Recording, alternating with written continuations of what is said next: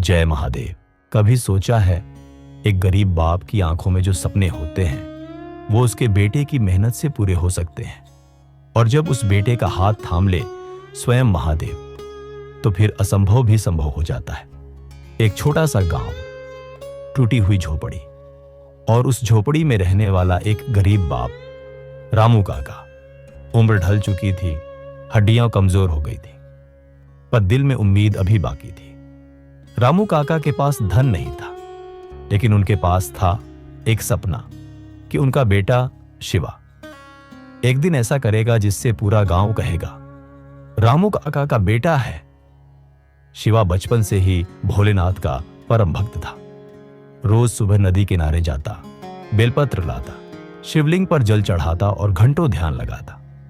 बाप के पास पैसे नहीं थे, पर शिवा के पास श्रद्धा थी और शिव का सहारा। गांव में एक स्कूल था, पर वहां अमीरों के बच्चे पढ़ते थे। शिवा के पास किताबें नहीं थीं, जूते नहीं थे, पर उसकी आंखों में ज्ञान की आग थी। गांव के लोग मजाक उड़ाते, रामू का बेटा पढ़ के क्या करेगा, खेत जोतना है या मंदिरों में पूजा करनी है। लेकिन शिवा चुपचाप सब सुनता और रात में दिए की लौ में पढ़ता। बाप की थकी हुई आंखें जब बेटे को पढ़ते देखती तो उनमें एक नई चमक आ जाती। एक रात जब सब सो रहे थे, शिवा मंदिर गया। घंटों तक भोलेनाथ के सामने बैठा रहा। भोलेनाथ, मेरे पास कुछ नहीं है, लेकिन मेरे बापू ने मेरे लिए सब कुछ खो दिया है। मुझे इतना आशीर्वाद दो कि मैं उनका सपना पूरा कर सकूं। उस रात शिवा को सपना आया।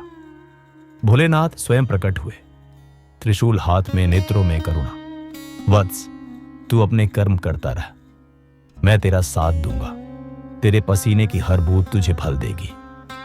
अगले ही दिन गांव में एक परीक्षा का ऐलान हुआ, राज्य स्तरीय छात्रवृत्ति परीक्षा, जिसमें विजेता को सरकारी कॉलेज में फ्री पढ़ाई का मौका मिलेगा।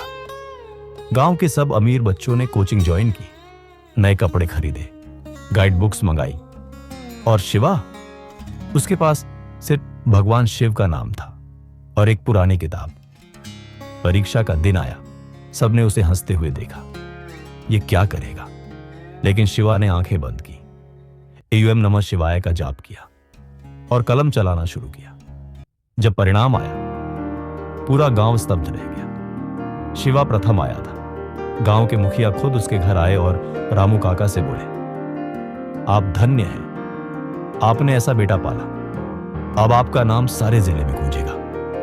रामू काका की आंखों से आंसू बहने लगे, लेकिन वो आंसू दुख के नहीं थे, वो गर्व के आंसू थे। शिवा शहर गया, सरकारी कॉलेज में पढ़ा और कुछ सालों में आईएएस अफसर बनकर लौटा। पूरा गांव उसे देखने आया। वही लोग जो कभी ताने मारते थे, आज पैर छू रहे थे। उसने सबसे पहले अपने गांव में एक स्कूल बनवाया और मंदिर के पास बोर्ड लगाया, जहां आस्था हो वहां रास्ता भी होता है। जय महादेव। ये कहानी है उस बेटे की जिसने गरीबी को हराया, और उस बाप की जिसने सपने देखना नहीं छोड़ा, और उन शिव की जिन्होंने फिर एक बार साबित कर दिया कि जो सच्चे मन से पुकारे, शिव उसका साथ कभी नहीं छोड़ते। हर हर महादेव।